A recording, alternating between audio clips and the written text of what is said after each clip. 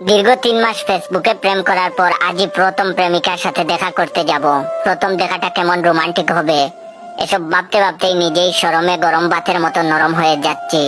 দেখা করতে তো যাওয়া নয়, এজন্য মনে হচ্ছে বাসর ঘরে বউয়ের কাছে যাচ্ছি। যদি পারি দেখা করতে গিয়ে আজই ওকে বিয়ে করে নিয়ে আসবো। মারিয়ার সাথে 3 মাস আগে আমার ফেসবুকে পরিচয় হয়। এতদিনে তাকেও আমি দেখিনি, সেও আমাকে দেখেনি, এমনকি ফোনে কথাও বলিনি কখনো। মারিয়া আসলে ছেলে নাকি মেয়ে সেটাও জানি না।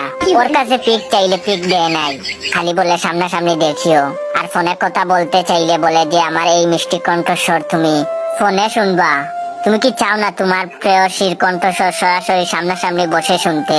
একবার ভাবো, সামনাসামনি বসে প্রথম দেখা আর প্রথম গলার আওয়াজ শোনার মধ্যে কত ফিলিংস হবে। আমিও আমার প্রেমিকার এইসব কথা শুনে সব ভুলে যেতাম, আর দেখা কবে হবে সেই আশায় দিবা স্বপ্ন দেখতাম। আজ আমার সেই স্বপ্ন পূরণ হতে চলেছে। শুনছি মানুষ নাকি তার মনের মানুষের কল্পনায় আঁকতে পারে।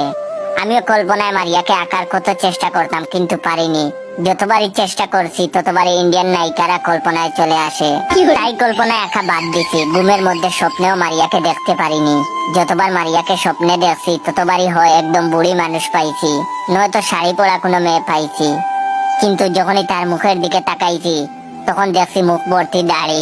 স্বপ্নে মারিয়ার আসল মুখখানা দেখতে পারিনি, তাই না পেয়ে স্বপ্নের মধ্যে দাড়িওয়ালা মারিয়াকে নিয়ে হাত ধরে ঘুরছি। যেমনই হোক নিজের প্রেমিকা বলে কথা। যাই হোক, আজ বাস্তবে সামনাসামনি দেখবো, বয়স শুনবো, তাই স্বপ্নে যা দেখার দেখছি ওইসব এখন ভেবে লাভ নাই। তাড়াতাড়ি রেডি হয়ে এখন যেতে হবে। মারিয়া আমারে কইছে যেন প্যান্ট আর নীল টি শার্ট পরে দেখা করতে যাই, যেন দূর থেকে দেখে ও সহজে চিনতে পারে। কিন্তু আমি তো সহজে ওরে আমাকে চিনতে দিব না, তাই একটা পুরাতন লাল পাঞ্জাবি আর সাদা পায়জামা পরে রওনা হলাম। তাইলে মারিয়ার সামনে গিয়ে ঘুরলেও আমারে চিনতে পারবে না। মারিয়া যখন আমায় খুঁজে না পেয়ে বেকুল হয়ে যাবে তখন ওর সামনে গিয়ে ওরে সারপ্রাইজ দিব। তাড়াতাড়ি রেডি হয়ে শুধু যাতায়াতের খরচটা নিয়ে বের হলাম, যদিও এর থেকে বেশি আর টাকা নাই আমার কাছে। রেস্টুরেন্টে গিয়েও ওরে নিয়ে সাথে কিছু খাবো, সেটা বিল দেওয়ার মতো কোনো পয়সাও নাই। অথচ মারিয়া জানে যে আমি সেই লেভেলের বড় লোক, সব সময় পকেটে হাজার হাজার টাকা থাকে। এইটা জেনেই হয়তো আমার সাথে প্রেম করেছে। যেমনি হোক আজকে কোনো বাটপারি করতে হবে। রেস্টুরেন্টে কোনো একটা মিথ্যা বাহানা করে বিলটা ওরে দিয়েই দেওয়াতে হবে। ভাবতে ভাবতে বাসে উঠে চলে আসলাম। এরপর বাস থেকে নেমে গিয়ে রেস্টুরেন্টে দেখা করার কথা, সেটার দিকে হেঁটেই রওনা দিলাম কিছু টাকা বাঁচানোর জন্য। যেতে যেতে দেখলাম একটা অন্ধ ফকির কালো সানগ্লাস পরে ভিক্ষা করছে, সুন্দর সুরে অন্ধের গান বলে ভিক্ষা করছে। আমার দেখে খুব মায়া হলো। ভাবলাম প্রেমিকার সাথে প্রথম দেখা, যাওয়ার আগে একটু ভালো কাজ করে যাই। সেই অছিলায় যদি প্রেমিকা সুন্দর হয়। তারপর পকেট থেকে মানিব্যাগ বের করে 5 টাকার একটা নোট দিতে যাব কেবল, তখন দূর থেকে একটা পুলিশ লাঠি নিয়ে এদিক ওদিক এগিয়ে আসতে লাগলো আর বলল, হারামজাদা তুই আবার এখানে ফকির সাহায্যে ভিক্ষা করতে বসছিস, তোরে আজ খাইছি। সাথে সাথে অন্ধ ফকির তার সানগ্লাস ফেলে টাকা পয়সা সব ফেলে দিল এক দৌড়। পুলিশ পিছে পিছে লাঠি নিয়ে দৌড়। মনে মনে কইলাম, ওরে বাটপার, তুই ভালো মানুষ হয়ে অন্ধ সেজে ভিক্ষা করছিস। প্রেমিকার সাথে দেখা করার আগে তোর মতো বাটপারের হাতে পড়ছি, না জানি কপালে কি আছে। তারপর ফকিরের ফেলে রাখা যাওয়ার সানগ্লাসটা নিয়ে নিলাম। সাথে গুনে গুনে দেখলাম 720 টাকা আছে, সব পকেটে ঢুকালাম। ভালোই হলো, ফ্রিতে একটা সানগ্লাস আর কতগুলো টাকা পেলাম। যাক, রেস্টুরেন্টের বিলটা দিতে পারবো, নতুন ভাবে কোনো বাটপারি করতে হবে না। অনেক সময় হলো রেস্টুরেন্টে বসে আছি, এখন পর্যন্ত কোনো কিছুর অর্ডার করিনি। আমার প্রেমিকাও এখনো আসেনি। সে কি আসবে নাকি আসবে না কে জানে, নাকি আমারে ধোঁকা দেবে বুঝতেছি না। রাত হয়ে গেল নাকি বুঝতেছি না। সানগ্লাসটা পরেই বসে আছি, নাকি সানগ্লাসের জন্য রাত রাত লাগছে। জীবনে কখনো পড়িনি, তাই ফ্রিতে পাইয়া এটা আর চোখে থেকে নামাচ্ছি না। যেমন দেখা যায় যাক, তাতে কার কি। এর মধ্যে রেস্টুরেন্টের ভিতরে কয়েকটা হিজড়া ঢুকলো, খাইছে। এই হিজড়া গুলো এসে টাকা চাইলে না দিয়েও উপায় নেই। এদের টাকা না দিলে মানিজ্যতের ফালুদা করে ছেড়ে দেবে। তারা ভিতরে ঢুকতেই অন্ধের মতো চুপ মেরে বসে রইলাম, যেন অন্ধ মনে করে আমার কাছে টাকা না চায়। কিন্তু দেখলাম তারা কারো কাছেই টাকা না চেয়ে আমার সামনের টেবিলে বসে পড়লো। বসে নানান ধরনের পেঁচাল শুরু করলো, কার বয়ফ্রেন্ড কেমন, কার কত টাকা ইত্যাদি। মনে মনে ভাবলাম এদের আবার বয়ফ্রেন্ডও আছে, কোন আবাল এদের সাথে প্রেম করে। এর মধ্যে একজন বলে উঠলো, কিরে মারিয়া, তোর নীল টি শার্ট পরা তোর প্রাণের প্রাণ জানের জান কই রে? এখনো তো আসলো না।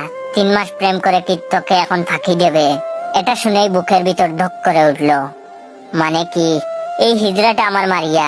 আমি 3 মাস এই হিজড়ার সাথে পিরিত করছি। আল্লাহ গো বাঁচাও আমারে, আমি এই হিজড়ার সাথে সংসার করব। আজ এখান থেকে বের হতে না পারলে এরা ধরে আমাকেও নিয়ে হিজড়া বানিয়ে দেবে। আমি এখন এদের হাত থেকে বাঁচবো কেমনে? দেখলাম টেবিলে একটা প্লেট রয়েছে, ভাবলাম এটাই সুযোগ বের হওয়ার। চোখে সানগ্লাস ছিল, হাতে প্লেটটা নিয়ে দিলাম, আস্তে আস্তে হাঁটা, অন্ধের মতো এগিয়ে যাচ্ছি। হিজড়াদের সামনে দিয়ে যেতেই তারা বললা বলি শুরু করলো, ওই দেখ রে কি হ্যান্ডসাম একটা ফকির। মারিয়া বলল, হ্যাঁ তাই তো রে, আহারে এত সুন্দর একটা বেটা, কিন্তু সে কানা। এর মাঝে হালাই রেস্টুরেন্টের মালিক বলল, এই ছেলে তুমি এখান থেকে প্লেট নিয়ে যাচ্ছ কেন? আর আসার সময় তো তোমাকে ভালোই দেখলাম, এখন অন্ধ হইলা কেমনে? আমি মনে মনে বললাম, এই খাইছে রে, সবাই শুনে ফেলেছে। হিজড়াগুলো শুনেই সবাই আমার দিকে এগিয়ে আসছে।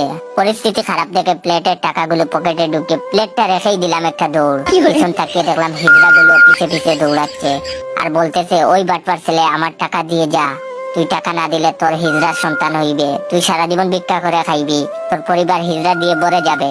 আমার পিছন পিছন দৌড়াচ্ছে আর এভাবে কথা বলতেছে। দৌড়াতে দৌড়াতে সামনে দেখি সেই ফকির বেটা, সে অন্ধ সেজে ভিক্ষা করতেছিল। হালাই আমারে দেখে সে আমার পিছন পিছনে দৌড়ানো শুরু করলো আর বলতে লাগলো, এ ভাই, আমার সানগ্লাস আর ভিক্ষার টাকাগুলো দিয়ে যান ভাই, অনেক কষ্টে ভিক্ষা করছি, টাকা দিয়ে যান ভাই, আমার সানগ্লাস দেন ভাই, থামেন ভাই। আমি মনে মনে বললাম, ধুর, কে শুনে কার কথা, এত সুন্দর একটা সানগ্লাস পাইছি, দিব না কাউরে। আমি আরো জুড়ে দিলাম দৌড়। আশেপাশে যদি কোনো হৃদয়বান ব্যক্তি থেকে থাকেন তাহলে আমাকে বাঁচান এদের হাত থেকে, তাইলে টাকাগুলোর অর্ধেক ভাগ দিব। দৌড়াচ্ছি তো দৌড়াচ্ছি, এই রাস্তার যেন শেষ নেই।